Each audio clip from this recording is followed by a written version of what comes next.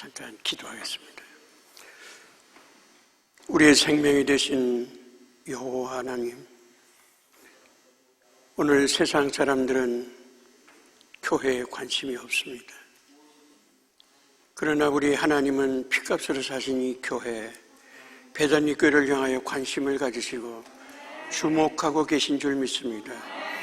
오늘 아버지는 목사님 브라질에 가서 또한 사역을 감당할 때 하나님 그곳에 관심을 두시고 사랑하는 종의 입술을 통해서 그 지역에 있는 모든 현황을 하나님께서 사랑하는 종에게 이루사 아버지의 그 형편에 맞는 메시지를 전할 수 있도록, 그리고 영혼을 살리는 메시지가 될 수 있도록 사랑하는 종의 입술을 주관하여 주시기를 간절히 빌고 원하고 바랍니다. 오늘도 부족한 종, 오늘도 이 단에 세웠으나 이 단에서 아버지는 주의 종의 아버지의 모습은 철저하게 감춰주시고, 이제 하나님의 아버지의 은혜가 이곳에 임하게 하실 때에 마태복음 17장에 기록된 대로 아버지 하나님 오직 예수만 보이는 이 자리가 되게 하시고, 사람의 입술을 통해서 메시지는 전하지만 이 메시지가 주님의 입에서 나오는 메시지가 되어서 우리 영혼을 살리게 하는 귀한 축복의 시간들이 되도록 인도하시기를 간절히 빌고 원하고 바랍니다. 예수님 이름으로 기도하옵나이다. 아멘. 우리가 신약시대에 우리가 지금 살고 있잖아요. 은혜 가운데 살고 있습니다. 그런데 구약시대는 모세를 통해서 하나님이 율법을 주셨어요. 그 율법을 주셨는데 돌판에 하나님의 말씀을 적어서 모세에게 주셨어요. 율법을 전해주셨어요. 그런데 오늘 이제는 율법을 우리가 돌판을 본 일도 없고, 그런데 성경은 뭐라고 도대체 할까? 이 시대에 우리는 뭐라고 말씀하실까 했는데 에레미야 31장 20절을 좀 띄워주시고요. 그거 전에 우리가 말씀을 이렇게 들을 때 어떻게 해야 되나, 그것이 이제 31장 20절에 나와 있거든요. 한번 같이 읽을까요? 에브라임은 나의 사랑하는 아들 기뻐하는 자식이 아니냐. 내가 그를 책망하여 말할 때마다 깊이 생각하노라. 그러므로 그를 위하여 내 창자가 들끓으니 내가 반드시 그를 불쌍히 여기리라. 여호와의 말씀입니다. 이 에브라임이라고 하는 자손은 누구냐면 창세기 46장 20절에 보면 요셉의 아들이 므낫세와 에브라임이 나와요. 근데 에브라임은 하나님이 선택받은 자인데 하나님의 마음을 슬프게 했던 자예요. 뭐냐면 우상을 섬기고 패역한 백성으로 나오거든요. 그게 이스라엘의 북쪽 이스라엘이 그래요. 그런데 오늘 우리가 여기에 말씀을 생각할 때, 말씀 듣기 전에 우리 하나님은 그 사랑하는 아들 에브라임을 책망할 때도, 징계할 때도, 교훈할 때도 뭐 했다고요? 깊이 생각하셨다는 거예요. 그래서 오늘 말씀을 들을 때 우리는 깊이 생각해 보세요. 왜 하나님이 이 시간에 우리 베다니 교회 성도들에게 이 말씀을 주셨을까? 저는 하나님 이 교회 형편도 속속이 모르고 여러분들의 사정, 신앙의 수준 그것도 잘 몰라요. 아는 부분만 제가 알지 몰라요. 그런데 오늘 이 교회에 이 주신 말씀을 제가 기도하면서 하나님, 나는 모르지만 이 교회가 필요한 메시지가 되게 하시고 성도들의 필요한 메시지가 되게 해주세요. 그 기도를 계속해서 해왔어요. 그래서 오늘 그런 기도의 응답이 있기를 주의 이름으로 축복을 드립니다. 이제 교회가 잘 성장돼서 이렇게 하나님을 기쁘시게 하면 좋은데 교회가 그렇지 못한 교회가 참 많아요. 이제 베다니 교회 올 때마다 제가 말씀을 드리지만 이 교회는 이 시대에 살아있는 메시지가 있어요. 나는 노회선 목사님한테도 이따금씩 그런 얘기를 해요. 목사님은 나를 귀하게 보지만 나는 목사님 메시지 따라갈 수가 없습니다. 그게 솔직한 마음이에요. 그 깊이 있는 메시지를 여러분들이 어떻게 들으시는지 저는 잘 몰라요. 그런데 그 목회자의 메시지가 거기에 여러분을 사랑하는 사랑이, 예수가 사랑이 있고 여러분의 영혼을 위한 또 메시지가 류선 목사님에게 있을 것이고, 근데 저는 이따 음식 와서 말씀을 전하니까 담임 목사의 그 심장으로 제가 말씀을 전한다는 것은, 그거는 어떻게 보면 좀 죄송한 표현이지만 저는 그 목사님 그 메시지를 제가 따라가지 못한다는 말은, 여러분은 자녀고 목사님은 아버지예요. 그래서 고린도전서 4장에 우리가 말씀을 보면 이 세상에 1만 스승은 많다. 그러나 아비는 많지 아니하나니. 그러면 바울은 어떤 마음으로 목회를 했을까? 이 서신서를 쓰면서 어떤 마음으로 썼을까? 그것은 대학교 교수가 아니면 고등학교 선생이 노트만 잘 해놓으면 새로운 사람들이 계속 오니까 그거 계속해서 쓰면 돼요. 그런데 예수님은 그렇게 하지 않으셨어요. 그러니까 아비의 목회가 있고 스승의 목회가 있는데, 스승의 목회는 지식 전달을 하면 돼요. 그런데 아비는 자녀가 아프면 밤을 새워요. 먹지 않으면 애달픈 마음이 있어요. 왜 내 아들이, 내 딸이 음식을 잘 못 먹지? 어디가 아픈가? 부모의 마음과 스승의 마음은 달라요. 그러니까 노예선 목사님이 이 목회를 할 때 스승의 목회가 아니라 아비의 목회를 하는 거예요. 자녀를 사랑하듯이. 혹시라도 어디는 아픈지, 교회 안 나오면 무슨 일이 있나, 가정에 무슨 물이 있나, 그것이 목회자의 마음이에요. 저도 목회를 할 때 그렇게 했지만, 그래서 저는 이 메시지를 전할 때 하나님 앞에 의뢰했던 게, 저는 이 교회 사정도 모르고 여러분의 마음속도 잘 읽을 수가 없기 때문에 그래요. 근데 교회가 잘 부흥이 돼야 되는데 왜 부흥이 안 될까? 그 부흥은 두 가지 부흥이 있어요. 하나는 질적인 부흥이 있어요. 하나는 양적인 부흥이 있습니다. 근데 하나님이 뭐를 원하실까요? 숫자가 많이 모이는 걸 원하실까요? 목회자들은 그럴 수 있어요. 그런데 하나님 마음은 많은 무리가 오는 것을 기뻐하세요.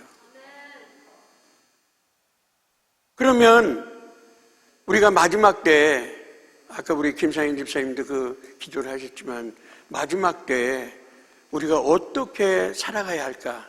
그럼 마지막 때 심판하실 때 퀴즈를 하는데, 퀴즈를 할 때 퀴즈라는 사람 앞으로 오는 알곡은 뭐예요?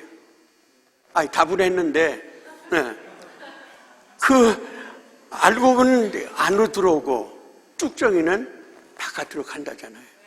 근데 똑같은 교회에서 똑같은 예배를 드리고 똑같은 말씀을 드리고 똑같은 상황인데도 불구하고 알곡이 있고 쭉정이가 있어요. 이게 농부가 나쁜 씨를 뿌린 것도 아니에요. 가라지를 뿌린 것도 아니에요. 근데 이 배단위 교회는 모두가 알곡되기를 바랍니다. 그 알곡은 하나님 원하시는 알곡이죠. 이제 교회가 이렇게 잘 부흥이 돼야 되는데, 부흥되지 못하는 그 이면에는 양적으로는 많이 자랐는데, 숫자적으로는 많이 자랐는데 질적으로 자라질 못해서 어린아이 신앙, 젖먹는 신앙의 사람들이 너무 많은 거예요. 교회 안에 자기 마음에 안 맞으면 교회도 상관없고 성도도 상관없고 목회자도 상관없어요.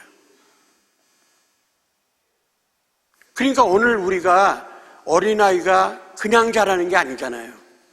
젖을 먹고 자라잖아요. 근데 오늘 베드로전서 2장 2절에 가서 보면 신령한 젖이 나와요. 그 신령한 젖이 뭘까요? 그게 하나님 말씀이에요. 이게 성도가 믿음을 성숙하게 만들고 자라게 하는 것은 말씀밖에 없어요. 그 말씀을 통해서 신령한 젖을 먹는 자는 신명기 8장 3절에 기록된 대로 오늘 사람이 떡으로만 먹는 것이 사는 것이 아니고 여호와의 입에서 나오는 모든 말씀으로 살지니라 그랬어요. 세상 사람들은 떡만 있으면 돼요. 그런데 예수 믿는 성도들은 떡만 가지고 내가 살아갈 수가 없어요. 왜? 영적인 존재이기 때문에 하나님 말씀이 필요한 거예요. 그게 양식이 돼야 돼요. 그래서 요한복음 4장 34절에 가서 말씀을 보면 예수님이 수가성 여인을 이제 찾아가시잖아요. 찾아가시는데 제자들이 양식을 구하러 주님을 이제 두고 떠났어요. 그러는데 제자들이 이제 음식을 가지고 이제 왔는데요. 그런데 주님이 이렇게 말씀하세요. 나의 양식은 하나님의 뜻을 온전히 이루는 것이 나의 양식이다 그러셨어요. 이 예수님의 양식은 바로 하나님이 뭘 원하시고 하나님 뜻이 무엇인지를 알았기 때문에 하나님의 뜻을 완전히 이루어드리는 것이 나의 양식이다 그러셨어요. 언젠가도 말씀을 드렸지만 이 땅 위에 지식이 많은 사람도 유명한 사람도 철학자도 많은 사람들이 와서 공자맹자도 와서 좋은 이야기 많이 하고 갔어요. 근데 좋은 얘기는 많이 했지만 생명을 살리는 복음은 없었어요. 그런데 예수님은 하나님의 뜻을 위하여 이루기 위하여서 오늘 십자가에서 생명을 내주신 거예요. 피를 쏟으신 거예요. 하나님, 창조주 하나님이 모욕을 받으시고 능력을 받으시고 침뱉음을 당하시고 피조물한테 뺨을 맞으시고 이런 일이 왜 벌어졌을까요? 예수님은 우편강도 있을 때 좌편강도 있을 때 조롱했어요. 네가 진짜 예수면 너도 내려오고 우리도 살자 얘기를 했어요. 예수님은 12영이나 더 되는 군대를 소집할 수 있는 능력이 있어요. 12영이라는 건 로마 군대가 이제 그 숫자가 나오는데요. 그 12영은 한 영이 6,000명이에요. 한 영이. 그럼 12영은 몇 명일까요? 얼른 계산해서. 72,000이에요. 72,000명이나 소집해서 십자가 앉을 수도 있어요. 근데 하나님의 뜻이, 아들을 향하신 뜻이 십자가 지는 게 하나님의 뜻이에요. 그래서 주님은 그 고난과 역경과 모욕과 침뱉음과 수치를 당하면서도 그 자리에서 안 내려오신 거예요. 그러면 주님이 사도행전 20장 28절에 가서 보면 이 교회가 어떻게 세워졌는가 나와요. 예수의 피값으로 교회를 사셨다 그러셨어요. 그러니까 교회는 예수님의 피로 세워진 거예요. 그러니까 이 교회가 숫자가 많든 적든 그 상관없이, 교회 건물이 있든 없든 상관없이 오늘 교회는 바로 예수의 피값으로 사신 것이기 때문에 교회를 돌아보고 치는 일을, 목회를 할 수 있는 여러분들이 다 되고 또 담임 목사가 되시기를 주의 이름으로 축복을 드립니다. 그래서 오늘 교회의 문제는 뭐냐면 오늘 교회 건물도 아니고 헌금이 많이 나오는 것도 아니고 숫자가 많은 것도 아니에요. 근데 요한복음 6장 15절에 가서 보면 수많은 무리들이 와서 오병이어 사건 이후에 바로 그 말씀이 나와요. 그걸 보면 많은 무리들이 와서 억지로 예수를 임금 삼으려고 하는 거예요. 왜?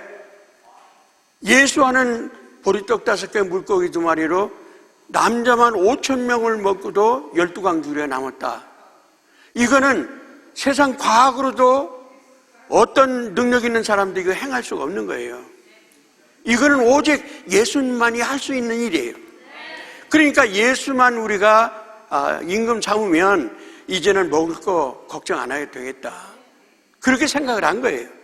근데 요한복음 6장 26절에 가서 말씀을 보니까 그 많은 무리들이 예수를 임금으로 삼으려고 하는 이유가 어디냐면 바로 썩을 양식을 위해서 그들이 나를 쫓았다는 거예요. 여기 아침 안 잡수면 더 계시겠지만 아침 한 번 먹었다고 하루를 살 수 있는 거 아니잖아요. 힘을 내려면 때를 따라서 양식을 먹어야 돼요. 그런데 그 썩을 양식을 구하기 위해서 예수를 임금 삼으려고 한 것은, 하나님이 예수를 보낸 것은 왕대라고 임금대라고 보낸 게 아니고 영혼을 살리기 위해서 오늘 예수님이 오신 거잖아요. 그래서 예수님은 요한복음 19장 30절에 가서 말씀을 보면, 예수는 어떻게 죽으셨나? 죽으신 것이 하나님의 뜻을 다 이뤘다고, 그리고 마지막 그렇게 말씀을 하시고 돌아가셨어요. 그러니까 예수는 하나님의 이 뜻을 십자가에서 이루신 거예요. 이 땅 위에서 사람들 속에 이룬 게 아니라 십자가를 지시고 그 수치를 당하고 죽으시고 피 흘려서 대못 받고 그러고 죽으셔서 하나님 뜻을 이뤘어요. 하나님 뜻이 뭐예요?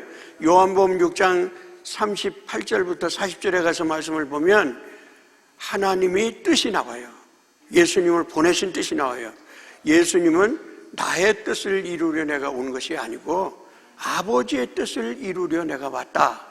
그 아버지의 뜻은 뭐냐면, 예수에게 붙여주신 생명들을 한 생명이라도 마지막 날에 떠나지 않고 마지막 날에 그들을 다 살리는 것이 바로 하나님 뜻이고 예수의 사명이었어요. 그러니까 오늘 이 땅 위에 수많은 유명한 사람들이 많이 왔다 갔지만 다 뜻을 이루고 갔다는 고백을 한 사람은 아무도 없었어요. 그러나 오직 하나님의 아들 예수는 마지막 숨을 거두면서 내가 다 이루었다. 나의 뜻이 아니라 아버지의 뜻을 다 이루었다는 거예요. 오늘 이 베다니 교회는 하나님의 뜻을 이루기 위하여 세운 교회가 베다니 교회예요. 그러니까 여기는 무슨 일을 하든지 간에 목적은 뭐냐면 하나님의 뜻을 이루는 거예요. 내가 좋아하든 싫어하든, 내가 피곤하든 안 하든, 어떤 일이든지 간에 작은 일서부터 큰 일까지 모든 일을 하기 전에 이게 하나님의 뜻이 맞나 안 맞나, 하나님이 뭘 원하시나, 그거를 우리가 알 수 있어야 된다는 거예요. 그런데 교회가 부흥된다 할지라도 교회가 다 실질적으로, 질적으로, 양적으로 부흥되는 것은 아니다. 그러면 저는 모으기 전에 늘 그런 기도하지만, 하나님, 오늘 베다니 교회가 비록 숫자는 많지 않다 할지라도 여기 있는 성도들이 달곡이 되고 하나님이 쓰시는 제자가 되기를 원합니다. 여러분들은 어떻게 보면, 잘은 제가 모르지만 여러분들은 다 제자화된 것 같아요. 요 찬양하는 분도 그렇고, 뒤에서 수고하는 분도 그렇고, 또 지금 통역하는 집사님도 그렇고, 다 이게 사람의 힘으로는 할 수 없어요. 그런데 제자가 되면 자기를 부인하고 자기 십자가를 지고 예수를 따르는 것이 제자화되어 있잖아요. 이 자기 부인하는 게 그게 쉬운 일이 아니잖아요. 자기를 위해서 사는 게 이 세상 사람들인데, 오늘 자기를 부인한다? 그것은, 이거는 예수 아니고는, 복음이 아니고는 이건 있을 수가 없는 문제입니다. 그러니까 나의 유익을 위해서 먼저 생각할 것이 아니라 먼저 하나님을 생각하고, 두 번째로 교회를 생각하고, 세 번째로는 같이 신앙의 공동체를 위한 성도들을 생각할 때 말도 함부로 할 수가 없어요. 왜? 내가 그냥 장난삼아 돌을 던진다 할지라도 그 돌 때문에 맞는 사람이 있어요. 내가 그냥 무슨 뜻을 생각하지 않고 그냥 던졌는데 그 돌 때문에 맞고 상처받는 사람도 있고 죽는 사람도 있어요. 그럼 왜 교회가 문제가 될까? 실족게 하는 일이 있어서는 안 된다는 거예요.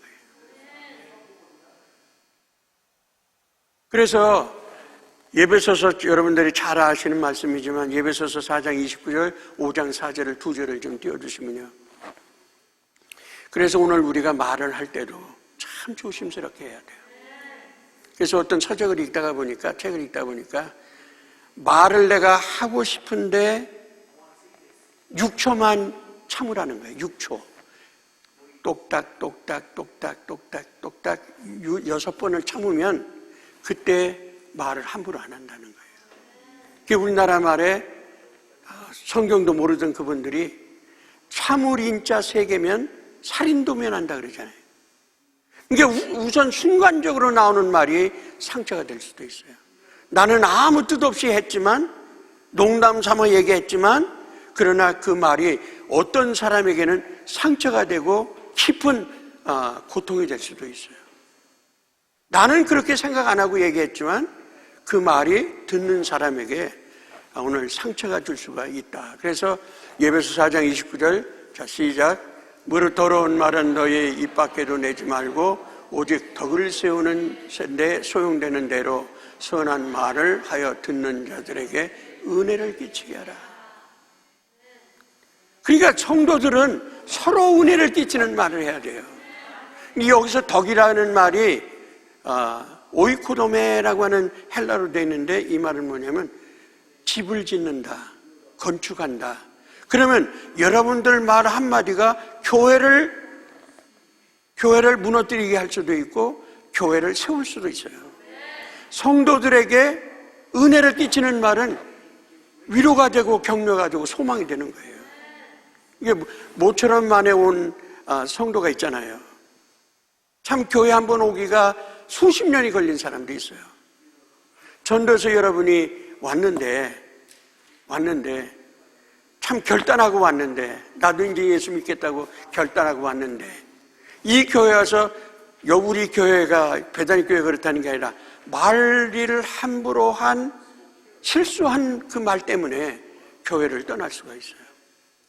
내 말 한마디 때문에, 내 행동 때문에 모처럼 만에 수십 년 걸려서 하나님의 오래 참으심으로 이 교회 보냈는데 다시는 이 교회 오지 않는 그런 사람들이 이 배단위교회는 없기를 주의 이름으로 축복을 드립니다.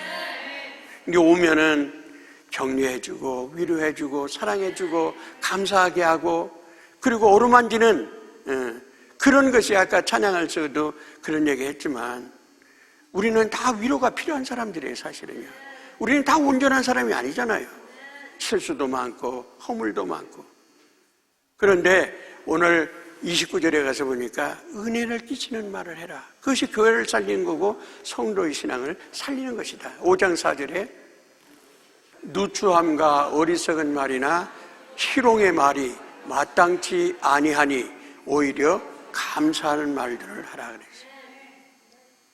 예수 믿는 사람은요, 감사가 어느 정도 있는가가 신앙의 표준입니다. 그 입에서 무슨 말이 나오는가, 그 사람이 신앙이에요. 그러면 낚시꾼들은 무슨 얘기만 할까요? 어디 가니까 월척했다, 고기 잡는 얘기만 하는 거예요. 그래서 베드로를 부르실 때 마태복음 4장에 보면 이제는 네가 고기 낚는 어부가 아니라 뭐 낚는? 사람을 낚는 어부가 되리라. 왜냐하면 사른 고기를 잡아오는 동안에 죽잖아요. 그게 생계가 된 거예요. 근데 복음을 받은 베드로는 사람을 낚는 그런 어부가 되라, 그런 말씀을 하셨어요. 그래서 오늘 우리가 감사는 나의 신앙의 분량을 나타내는 말이에요. 범사의 입술만 열면 감사하는 사람들은 또 한 사람을 감사로 만들어요. 이게 감사가 전염병이에요. 불평도 원망도 바로 전염병입니다.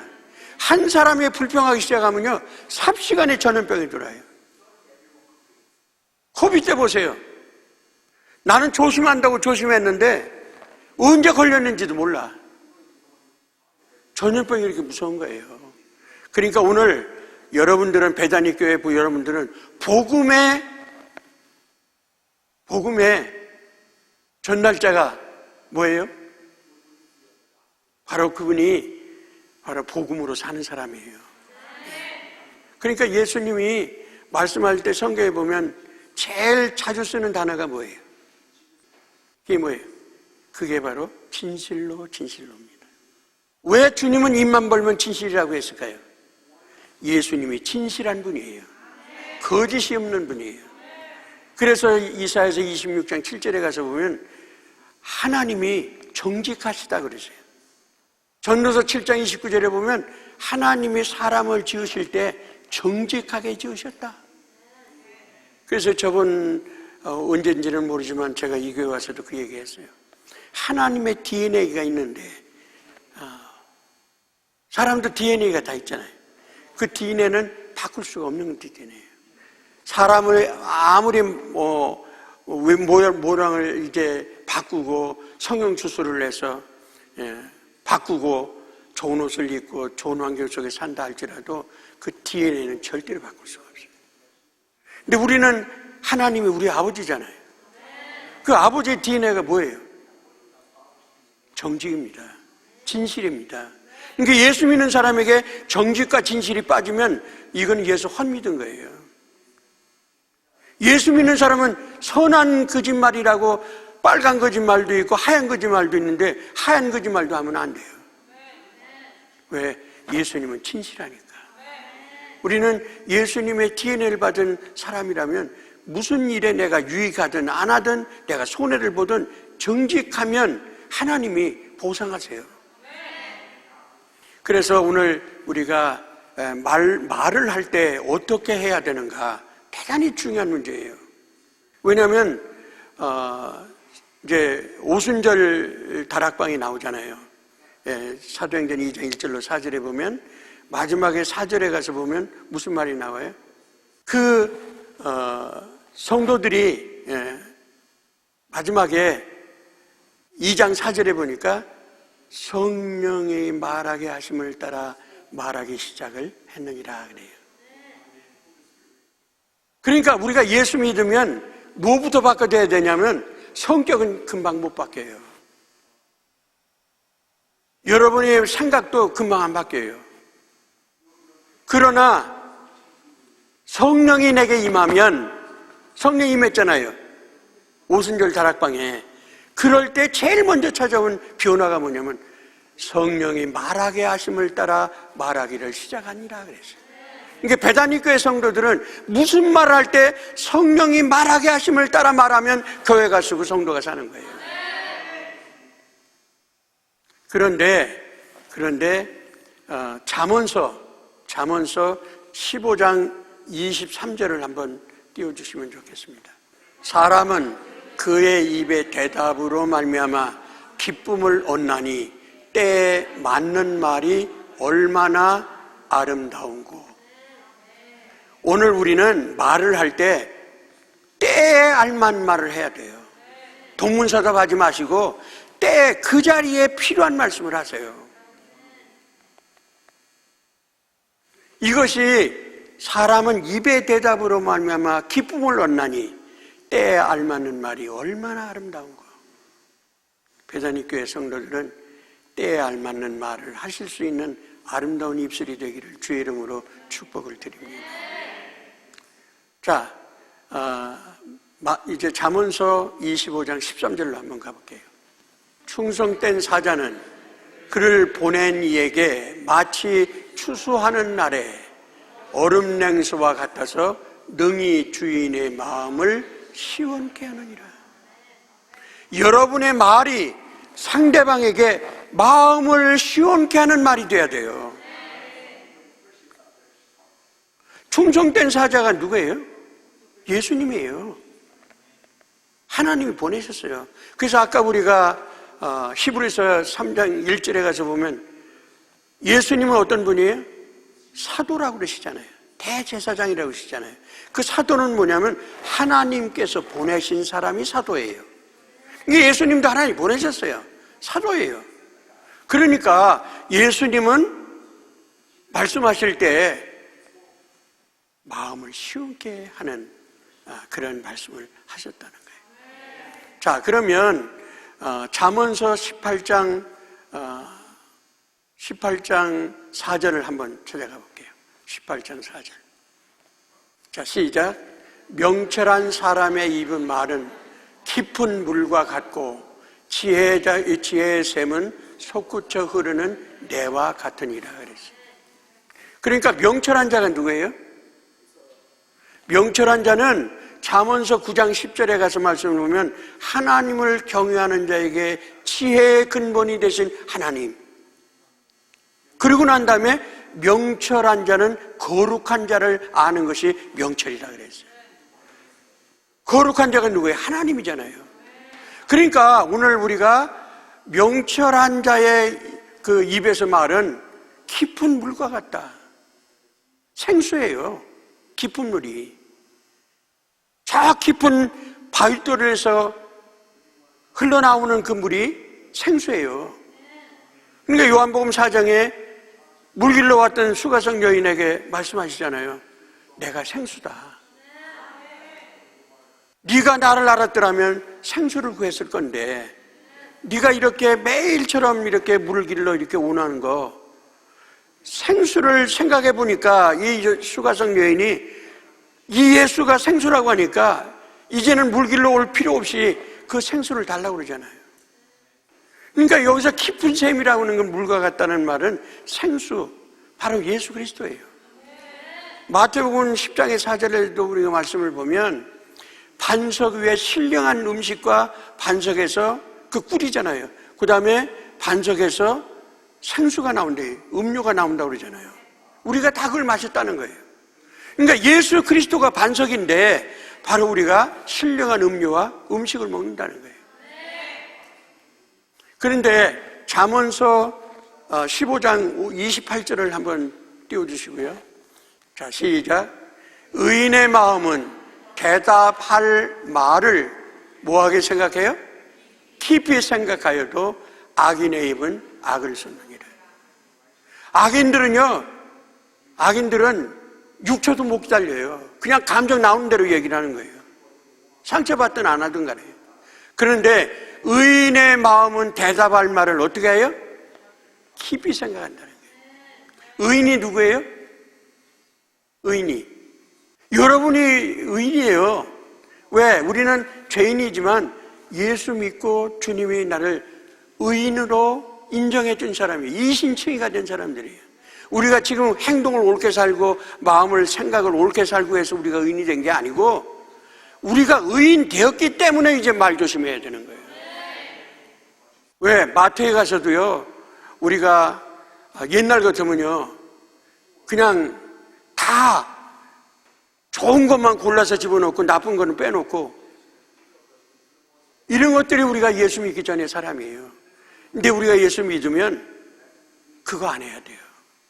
직원이 실수했어도 화를 내고 막 성질을 내고 막말을 만약에 예수 한다면 그 사람이 예수 믿는 사람을, 나는 모르지만 그 사람은 나 예수 믿는 사람인지 알 수 있어요. 근데 그 말 한마디 때문에 다시는 예수 앞에 안 올 수 있어요. 그러니까 마트에 가서도 내가 좀 손해보고 좀 아픔이 있다 할지라도 우리는 그 시간에 의인처럼 깊은 물처럼 우리 생각할 수 있어야 돼요. 쏟아내면 담을 수가 없어요. 말은 한번 쏟아내면 물 없진 그것은 물 담을 수 있어요? 못 담아요. 근데 내 말이 한번 쏟아낸 것은 그거는 바꿀 수가 없어요. 그래서 사람들이 뭐라냐면 이렇게 얘기해요. 나는 뒤끝이 없는 사람이다. 말을 함부로 해서 상처를 줘놓고 나는 뒤끝이 없다 그래. 그게 맞는 얘기예요, 그게? 그 사람이 이미 말 때문에 상처를 이미 받고 고통을 받고 있는데 나는 뒤끝이 없다? 그 말은 뭐냐면 나는 생각도 안 한다는 거예요. 그건 우리 예수 믿는 사람이 절대 해서는 안 될 말입니다. 가정에서도요, 우리 말 그렇게 함부로 하면 안 돼요. 특히 부부간에 말 함부로 하면 안 돼요. 오래 살다 보면 너무 익숙하니까 아내가 남편에게 아내가 함부로 말할 수 있어요. 근데 그것도 우리는 안 해야 돼요. 왜? 안 믿는 남편이, 베드로전서 3장에 보면 안 믿는 남편이 예수 믿는 아내, 어떻게 신앙생활 하는가를 말은 안 해도 표현은 안 해도 유심히 보는 거예요. 행위를 보고 안다 그러잖아요. 말이 바뀌었나 안 바뀌었나, 마음이 바뀌었나 안 바뀌었나? 근데 예수를 수십 년 믿었는데도 여전히 마음도 안 바뀌고 생각도 안 바뀌고 말도 안 바뀌었다면 누가 남편이 예수 믿겠어요? 예수를 구원받게 하려면 내가 손해봐야 돼요. 내가 낮아져야 돼요. 내 자신도 죽여야 돼요. 남편이 말 한마디 하면 10마디는 해야 속이 시원한데 그것도 참아야 돼요. 한 영혼이 주께로 오는 게 쉬운 게 아니에요. 내가 구원받은 게 쉬운 게 아니었어요. 하나님이 오래 참임이 안 했다면 내가 이 자리에 있을 수가 없어요. 오늘도 주님은 내가 실수를 해도 하나님은 나를 용납하시고 오래 참으세요. 그래서 오늘 예수 믿는 사람은 어떤 사람이냐? 잠언서 10장 12절 17장 9절 그 말씀을 띄워주시면 되는데, 미움은 다툼을 일으켜도 사랑은 모든 허물을 가리우니라. 우리는 실수 보고요 손가락질하고 정죄하고 뭐 저래 이렇게 얘기하지만, 그러나 하나님의 사랑이 내 안에 있으면 우리는 어떻게 해요? 그 허물을 덮어주는 거예요. 죄는 미워하지만 그러나 허물을 덮어주는 거예요. 17장 9절에도 마찬가지 말씀이 나있어요. 허물을 덮어주는 자는 사랑을 구하는 자예요. 자, 허물 덮어주기가 쉽지 않아요. 근데 허물을 덮어준다면 이미 예수의 사랑이 내 안에 있는 거예요. 사람의 감정은 할 수가 없어요. 예. 이는 이로, 눈은 눈으로, 발은 발로, 살인은 살인으로 해야 되는 것이 구약이에요. 율법이에요. 근데 복음은 사랑으로 덮는 거예요. 허물을 덮어주는 자는 사랑을 구하는 자요, 그것을 거듭 말하는 자는 친한 것을 이간하는 자니라. 그래서 오늘 우리는 예수 믿고 나면 주님의 사랑 때문에 용서하고 허물을 덮는 거예요. 우리가 용서를 마태복음 18장에 보면 나오잖아요. 그 18장에 나오는데 18장에 두 사람이 나오잖아요. 하나는 10,000달란트를 빚진 사람이 나오고, 한 사람은 100다나리온을 빚진 사람이 나와요. 근데 10,000달란트를 그 탕감받은 자는 이미 여러 번 말씀드렸으니까 이거는 인간으로서는 도저히 할 수 없는 일이에요. 왜냐하면 그때 품삯이 한 데나리온이 하루의 품삯인데 10,000데나리온이 되려면 165,483년을 살아야 돼요. 여기서 16만 년 살 사람 있어요? 이거는 무슨 말이냐면 도저히 인간의 상식으로는 안 된다는 거예요. 그 죄를, 내가 그런 죄인이었는데 주님이 그 죄를 나를 탕감해 주셨다는 거예요. 오늘 나를. 그래서 우리가 구원받았다는 거예요. 그게 주님의 사랑이에요. 근데 이 사람이 탕감받고 좋아서 가다가 자기한테 100다나리온 진 사람을 딱 만났어. 그러니까 멱살을 딱 잡고, 왜 돈 안 갚냐? 여차처에서 내가 지금 못 갚지만 갚겠다 그러니까 그 사람을 멱살을 잡고 옥에다가 집어넣었어. 근데 이걸 누가 봤냐면 10,000달란트 탕감받은 때 거기에 종이 하나가 봤어. 이거를 봤어. 그래서 주인한테 가서 일렀어. 당신이 10,000달란트를 탕감해 주는데 이 사람은 100다나리온 안 갚는다고 해서 옥에다 갖다 넣었다. 그러니까 그놈 당장에 불러와라. 그래서 붙들러 와가지고 네가 이 돈 10,000달란트를 다 갚기까지는 이 옥에서 못 나간다. 우리가 하나님의 은혜를 받은 건 10,000달란트예요. 갚을 길이 없어요. 그러나 우리가 상대방이 나한테 잘못한 건 100다나리온이 될 수 있어요. 100다나리온은 며칠 내의 품삯이에요? 100일의 품삯이에요. 그럼 165,483년 그렇게 살아서 모은 돈하고 100다나리온으로 게임이 돼요? 안 됩니다, 이거는. 그러니까 다른 성도가 나한테 실수한 것은 100다나리온이라고 생각하면, 우리는 나는 10,000달란트라고 생각하면 용서 못할 것이 없어요. 다 용서가 돼요. 그래서 용서가 안 되면 십자가 앞으로 가야 돼요. 나를 용서하려고 주님은 십자가에서 죽으셨잖아요. 내가 죽기까지 참았나? 한번 생각해 보면 그렇게 대답 나올 수가 없어요. 그래서 말의 실수가 이렇게 엄청난 거예요. 잠언서 18장 20절 21절을 띄워주시면 좋겠습니다. 자, 시작. 사람은 입에서 나오는 열매로 말미암아 배부르게 되나니 곧 그의 입술에서 나는 것으로 말미암아 만족하게 되느니라. 21절. 죽고 사는 것이 혀의 힘에 달렸나니 혀쓰기를 좋아하는 자는 혀의 열매를 먹느니라. 이 마지막에 있는 것은 사망의 열매입니다. 혀를 함부로 쓰는 사람은 사망의 열매를 맺히는 거예요. 그러나 혀를 잘 쓰는 사람들은 생명의 열매입니다. 그러니까 하나님은 무슨 열매를 원하겠어요, 우리에게? 생명의 열매입니다. 그 말 속에 생명의 열매, 그 다음에 사망의 열매가 그 속에 있다는 거예요. 그 말이 이렇게 중요한 거예요. 그래서 교회가 이렇게 실족하게 하는 이런 일이 있으면 마태복음 18장 6절, 7절 두 절을 띄워주시고요. 거기 보면 실족이 나와요. 실족이 4번이 나오는데 실족이, 자 시작.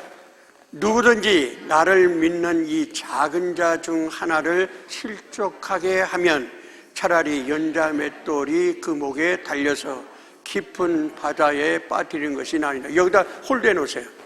자, 누구든지 나를 믿는 이 작은 자가 누굴까요? 작은 자가 누굴 것 같지? 작은 자는 어린아이 될 수도 있어요. 그러나 이 말씀을 기록했던 당시에 구약에서도 그랬지만 어린아이는 숫자에도 안 들어갔어요. 여자도 숫자에 안 들어갔어요. 근데 누구 때문에 지금 숫자가 들어갔어요? 여러분들 숫자가 예수님 때문이에요. 옛날에는 여자 숫자가 안 들어갔다니까요. 어린아이도 숫자가 안 들어갔어요. 그러면 이건 뭐냐면 관심 밖이에요. 어린아이들이 위대한 사람이 아니잖아요, 아직은. 그런데 오늘 어린아이 작은 자 하나에게 우리가 실족하게 하면 차라리 연자맷돌을, 여기서 연자맷돌을 제가 찾아봤어요. 연자맷돌을 찾았더니 구약시대 때 사사기에 나오는 누가 나오죠? 삼손이 나와요.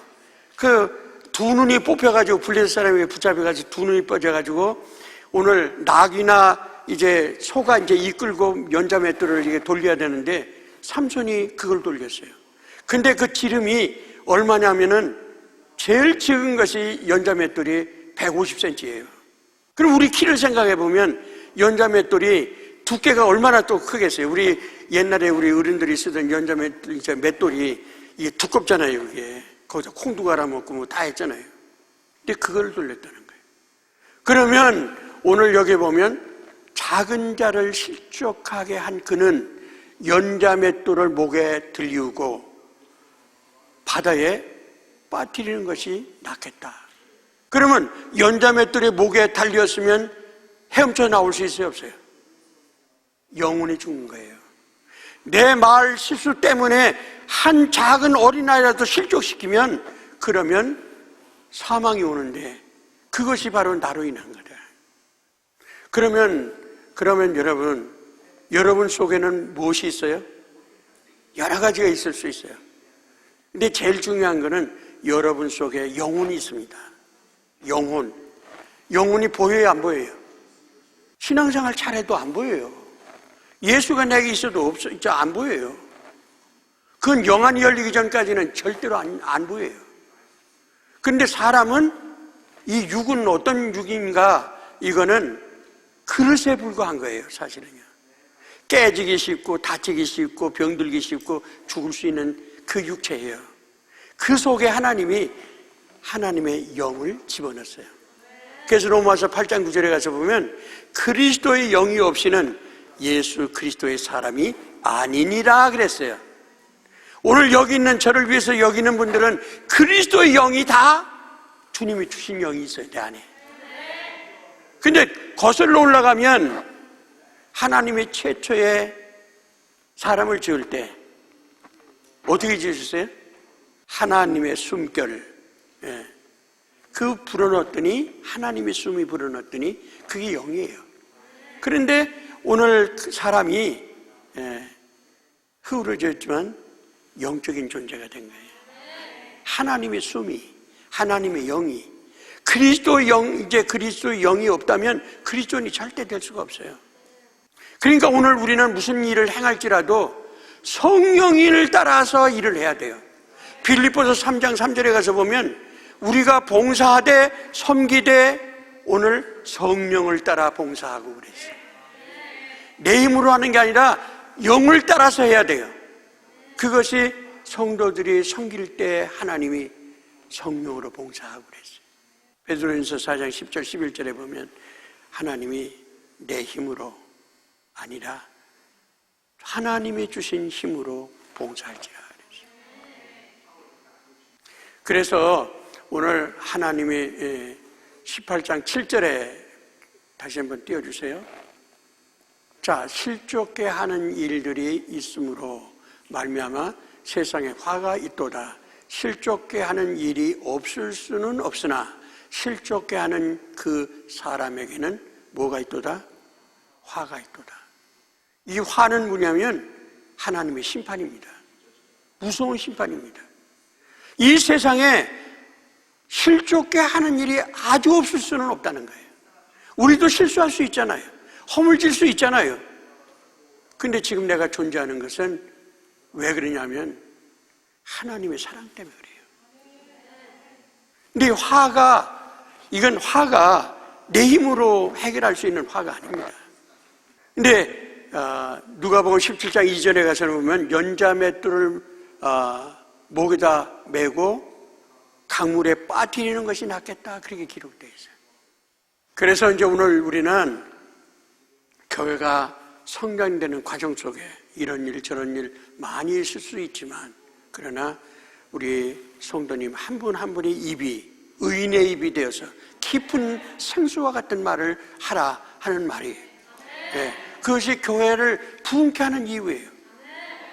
여러분들이 와서 처음에 온 사람들이 여러분과 대화할 때 마음이 끌려. 저 사람 얘기가 나 형편도 모르는데 저 사람 얘기가 위로 격려하고 소망을 주고 이러는 그 말이 교회를 또 오게 만드는 거예요. 주님께 또 오게 만드는 거예요. 그 사람의 형편이 어떻든지 간에 우리가 해야 할 일은 그 일이란 말이죠. 그래서 오늘 우리는 실족게 하는 일을 해서는 안 된다. 그래서 오늘 설교의 제목이 뭐라고 그랬어요? 한 영혼의 가치예요. 한 영혼의 가치. 영혼은 어른이나 아이나 노인이나 아니면 거지나 오늘 유명한 사람이나 영혼은 똑같은 거예요. 하나님의 어린아이 영이 따로 있고 영혼이 따로 있고 어린의 영혼이 따로 있는 게 아니에요. 에레미야 38장 16절에 가서 보면 하나님이 나의 영혼, 우리의 영혼을 지으셨다라고 하셨어요. 그 영혼이 누구 거예요 그러면요? 하나님 거예요.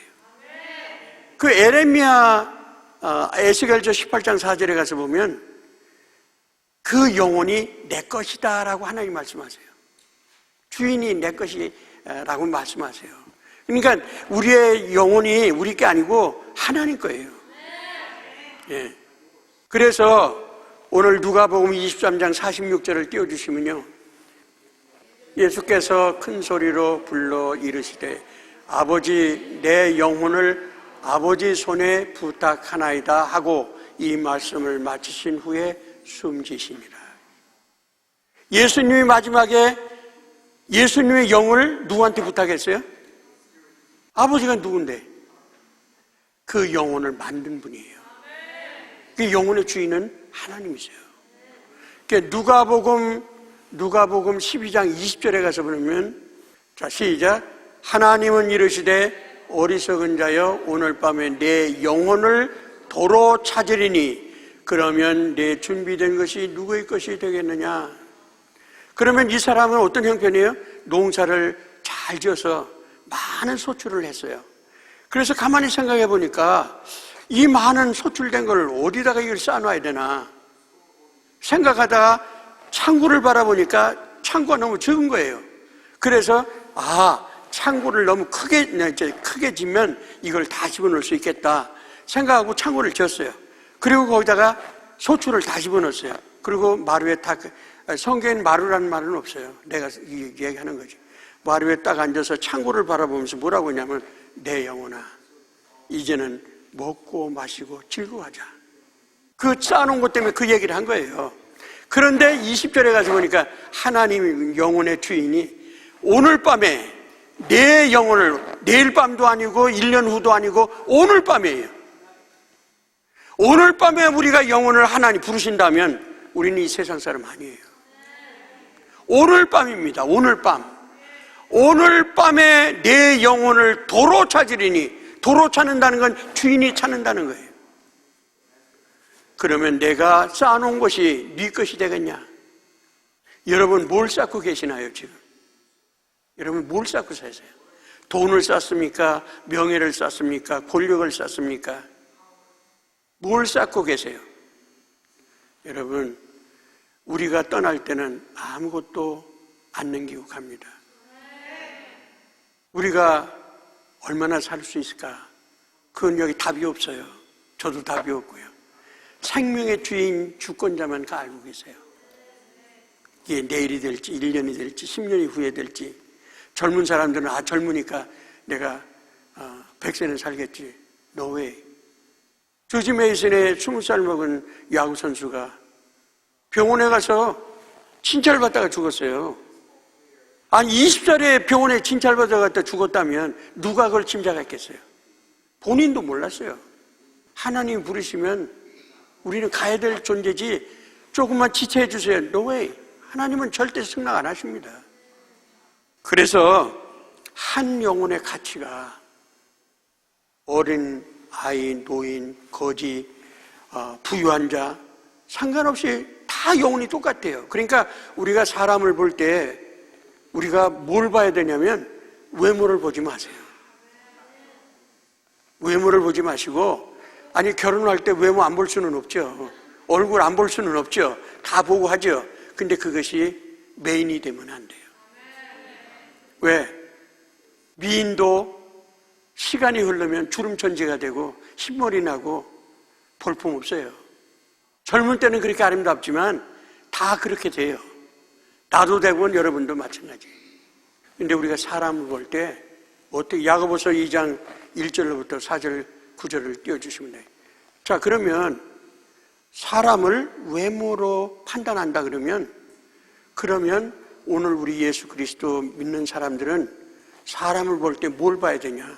안 믿는 세상 사람들은 뭘 보냐? 외모를 봐요. 근데 우리 예수 믿는 사람은 탈무드에 가서 보면 그 이스라엘의 교훈집에 보면 이렇게 기록이 되어 있어요. 항아리를 보지 말고 그 속에 무엇이 들어있는가를 먼저 보라. 그러면 항아리는 그릇이에요. 그런데 그 속에 무엇이 들어있느냐에 따라서 가치가 달라지는 거예요. 내가 여기 와서 얘기했는 것 같기도 하고 안 한 것 같기도 한데, 일본 사람들이 우리 36년 동안 그렇게 우리나라를 그렇게 섭정하더니 떠날 때 뭘 가지고 갔냐면 일본 사람들이 질그릇으로 만든 그릇을 하나 가지고 갔어요.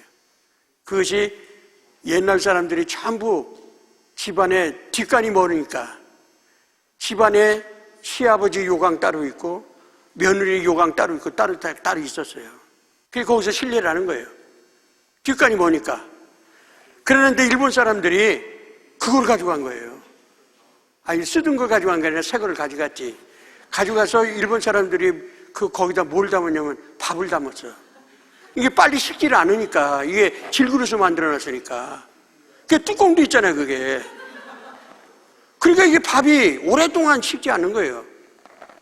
그래서 일본 사람들이 그걸 가져갔어요. 그럼 한국에서는 뭘 담았어요, 그 속에? 오줌 담았잖아. 근데 그릇이 똑같은 그릇인데 하나는 밥그릇이 되고 하나는 오줌 그릇이 된 거예요. 그러면 여러분, 우리 마음속에 예수가 없다면 우리는 어떤 사람이겠어요? 오줌 그릇이 될 수밖에 없어요. 그러나 하나님이 거기에 보배스러운 하나님 말씀 예수를 담고 내 안에 있으면 우리는 무슨 사람이 되는 거예요? 예수의 사람이 되는 거예요. 그래서 이사야서 43장 1절로부터 4절에 가서 말씀을 보면 이렇게 냈어요. 너를 지으신 야곱, 너를 창조하신 야곱이 뭐라고 말씀하세요? 너는 보배롭고 존귀하다. 내가 너를 지었나니 너는 내 것이라 그랬어요. 우리는 누구 거예요 이제? 하나님 거예요. 막 살면 안 돼요. 왜? 하나님이 내 생명의 주인인데 내 마음대로 우리가 산다? 그는 옛날 before Christ, 예수 믿기 전에 족한 거예요. 이제는 우리가 함부로 사는 게 아니라 예수 때문에 사는 거예요. 내 영혼이 하나님 건데 영혼 풀면 가야잖아요. 자, 한번 보세요. 같이 읽겠습니다. 내 형제들아, 영광의 주 곧 우리 주 예수 그리스도에 대한 믿음을 너희에게 가졌나니 사람을 차별하여 대하지 말라. 사람을 보고요, 차별하는 것이 세상 인심이에요. 그 사람이 어떻게 사는가, 외모가 어떻게 생겼는가. 그런데 우리 주님은 뭐라고 그러세요? 차별하지 말라고 하잖아요. 직장이 얼마인지, 인감이 얼마인지, 그 사람의 지식이 어떤지, 그 사람의 삶이 어떤지 그거 보고 평가를 하지 말라는 거예요. 2절입니다.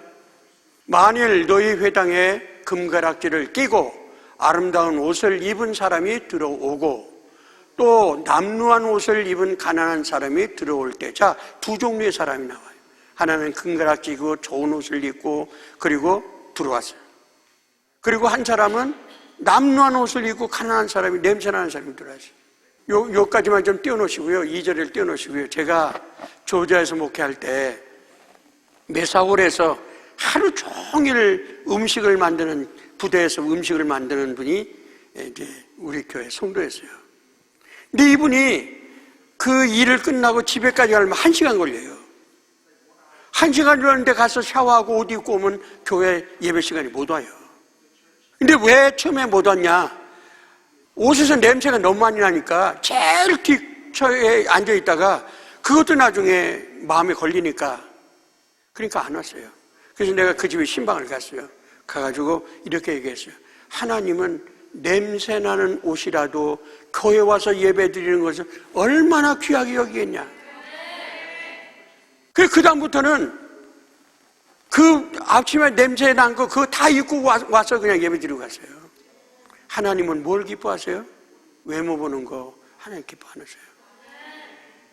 인간이 차별하는 거예요. 금가락지 끼고 좋은 옷 입은 사람, 그 다음에 남루한 옷을 입은 사람이 교회 안에 들어왔어요. 들어올 수 있잖아요. 우리 교회, 배단위 교회도 올 수 있잖아요. 자, 3절에 봅니다. 3절. 자, 시작. 너희가 아름다운 옷을 입은 자를 눈여겨보고 말하되 여기 좋은 자리에 앉으소서 하고 또 가난한 자에게 말하되 너는 거기 서 있든지 내 발등상 아래 앉으라 하면 홀드. 자, 그러면 사람이 눈여겨본 사람이 있어요. 어떤 사람 봤어요? 가난한 사람이지만 교회 온 사람을 본 거예요? 아니면 부자가 금가락지고 좋은 옷을 입은 사람을 본 거예요? 눈여겨봤다 그랬는데 오늘 배단위 교회 성도들은 그 눈이 없어지길 바랍니다. 남루한 옷을 입었다 할지라도 교회 온 것만 봐도 하나님께 감사하고 기뻐하고 격려해주고 위로해주고 소망을 주는 그런 교회가 되길 바라요. 자, 4절을 봅니다. 너희끼리 서로 차별하면 악한 생각으로 판단하는 자가 되는 것이 아니냐. 판단은 하나님이 하실 일이지 내가 판단하는 거 아니에요. 오늘 우리는 쉽게 남을 판단하지만 이 판단도 죄예요. 자, 9절로 갑니다. 9절. 자, 시작. 만일 너희가 사람을 차별하여 대하면 죄를 짓는 것이니 율법이 너를 범법자로 정죄하리라. 우리가 사람을 외모를 보고 판단하고 차별을 하면 이게 율법을 어긴 거예요. 죄를 짓는 거예요. 하나님 앞에. 여러분, 이 죄가 아니더라도 우리는 얼마나 많은 죄를 져요. 생각으로 죄 짓고 마음으로 죄 짓고 행동으로 죄 짓고 말로 죄 짓고 이렇게 수많은 죄를 짓는데 율법을 범하는 죄까지 져서야 되겠어요? 이거 하지 말아야죠. 오늘 이 설교가 끝나는 순간부터 여러분들은 가정으로 갈 것이고 직장으로 갈 것이고 마트도 갈 것이고 또 여러분들은 교회도 올 것이에요. 그런데 중요한 것은 오늘 말씀이 왜 우리는 실족해 하면 안 되는가? 그것을 깊이 생각하시고 오늘 나로 인하여 실족해 하는 사람이 있다면 하나님이 심판자가 된다. 나의 심판자가 된다. 근데 오늘 말이 얼마나 중요한가를 여러분들 깨달았잖아요. 안 들은 말씀은 아니겠죠. 제가 새로운 얘기한 거 아니에요. 이미 노 목사님을 통해서 많이 들었어요. 이미 다른 목사님을 통해서 많이 들었어요. 그러나 다시 이렇게 말을 이 강단에서 줄 수 있는 것은 뭐냐면 우리는 망각의 신강이 이 생각이 너무 쉬운 거예요. 분한 거, 억울한 거, 원수 맺는 거는 죽을 때까지도 이를 갈고 안 잊어버리는데 돈 꼬간 사람 안 잊어버리고 그 다음에 나한테 인격적으로 모독 주고 상처 준 거 안 잊어버리고 그런데 우리는 다 잊어버려야 돼요. 왜? 주님의 나를 사랑하신 그 사랑 때문입니다. 그래서 오늘 예화를 하나 드리고 이제 말씀 마치겠습니다. 어떤 목사님의 예화입니다. 그 예화인데 개척을 해가지고 사모님과 함께 두 분이서 새벽 기도를 드리고 그리고 전도지를 들고 매일처럼 전도를 나갔어요. 그리고 와서는 또 피곤한 몸이지만 강대상에 엎드려서 눈물로 기도하는 거예요. 계속해서 한 영혼이라도 하나님 앞에 교회를 보내달라고 그렇게 기도했어요. 1년 동안을 그렇게 기도한 거예요. 하루 이틀도 아니고 1년 동안. 한 명도 등록을 안 했어요. 교회 온 사람이 없어요. 그게 너무 낙심이 돼가지고 목사님이 기도하는 가운데 하나님께서 교회를 옮기라는 그런 말씀을 들은 거예요. 그래서 이분이 교회를 간 것이 어디를 갔냐면 섬마을 외딴 섬에 사람도 적은데 거기에 교회를 보내신 거예요. 근데 섬에는 젊은 사람도 다 빠져나가고 노인들만 있고 숫자가 제한되어 있잖아요. 누가 들어오는 사람이 없으니까. 근데 그 교회를 보내신 거예요. 뭘 깨달았냐? 1년 후에 그 교회 가서 한 영혼이 천하보다 귀한 것을 깨달은 거예요. 1년 동안 한 명도 안 왔는데 섬나라에 처음에 가서 그 노인 몇 사람 데리고 목회를 하는데 그때 깨달은 게 뭐냐면 한 영혼이 얼마나 귀중한 것을 깨달은 거예요. 한 영혼의 가치가 우리는 볼 때는 아무것도 아닌 것 같아도 하나님이 보실 때는 한 영혼의 가치가 천하보다 귀한 거예요. 그래서 누가복음 15장에 가서 말씀을 보면 한 영혼이 회개하고 돌아오면 그 다음에 여러분 아시잖아요. 의인 99사람으로 인한 천국의 기쁨보다 더 크다 그러잖아요. 한 양이 양을 잊어버렸을 때 99마리를 두고 가서 헤매고 다니다 찾으니까 어깨다 메고 얼마나 고생했을까. 목자를 잊어버렸으니까 길도 모르고. 그런데 어깨다 메고 그게 주님 사랑이잖아요. 와서 잔치를 벌렸어요. 동네 사람들한테. 양 한 마리 값 그게 99마리보다 더 비싼 거예요.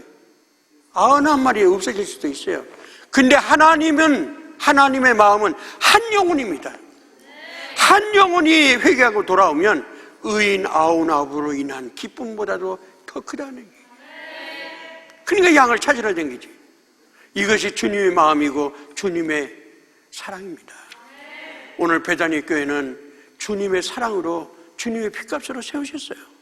이제 앞으로 우리가 해야 할 일은 주님을 위해서 사는 거예요. 마지막 절 한 절만 띄워주시면 좋겠는데요. 고린도후서 5장 15절 한 절만 좀 띄워주세요. 자, 같이 한번 읽고 말씀 마치겠습니다. 자, 시작.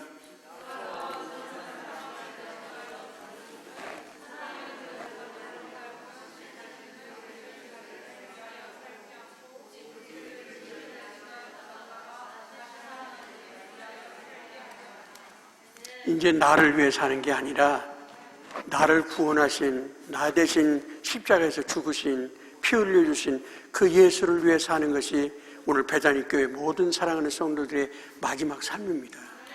이 삶이 이루어진다면 오늘 우리는 주님 앞에 얼마나 큰 상급이 있겠어요. 예, 그런 상급이 우리 모두에게 있기를 주의 이름으로 축복을 드립니다. 사랑하시는 아버지 하나님, 하나님의 은혜를 감사합니다. 우리는 숫자를 보고 교회가 성공했다, 아니했다, 건물이 있는 것을 통해서 성공했다, 아니했다 생각하고 판단하지만 하나님이 보실 때는 적은 수라도 한 영혼이 교회에 와서 예수를 만고 구원받은 그 흔적이 있다면 오늘 이 영혼이 하나님 앞에는 온 천하보다도 귀하고 영혼의 가치가 얼마나 귀하다는 걸 오늘 말씀을 통해 들었사오니 오늘 오는 하나님 한 영혼 한 영혼을 그리고 있는 서로 영혼들을 서로 격려하고 위로하고 세우는 일에 감사하는 일에 하나 되기를 소원합니다. 예수님 이름으로 기도합나이다. 아멘.